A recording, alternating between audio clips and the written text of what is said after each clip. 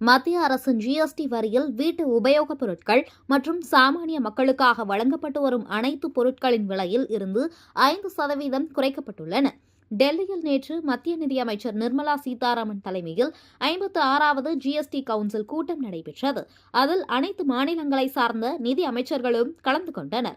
இதில் ஜிஎஸ்டி வரி குறைப்பு உள்ளிட்ட முக்கிய சீர்திருத்தங்களுக்கு ஒப்புதல் அளிக்கப்பட்டுள்ளது. அதன்படி ஹேர் ஆயில், ஷாம்பு, பற்பசை போன்ற பொருட்களுக்கு இதற்கு முன் 18% ஜிஎஸ்டி விதிக்கப்பட்டிருந்த நிலையில் தற்போது 5% குறைக்கப்பட்டுள்ளது.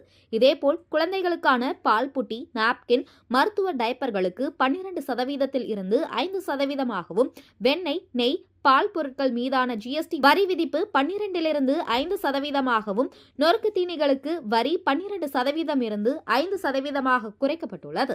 மற்றும் தையல் இயந்திரம், உதிரி பாகங்கள் போன்றவற்றிற்கு ஜிஎஸ்டி வரி 12% 5%, ஆட்டோ, இருசக்கர வாகனங்கள், சரக்கு வாகனங்கள், வீடுகளில் பயன்படுத்தப்படும் ஏசி, டிவி மற்றும் கார் போன்றவற்றிற்கு 28% இருந்த வரி இப்பொழுது 18% குறைக்கப்பட்டுள்ளது. மேலும் மருத்துவத்துறையில் தெர்மோமீட்டர், மருத்துவ ஆக்சிஜன் பரிசோதனை பொருட்கள், கண்ணாடி மீதான ஜிஎஸ்டி 12% 5% குறைக்கப்பட்டுள்ளது.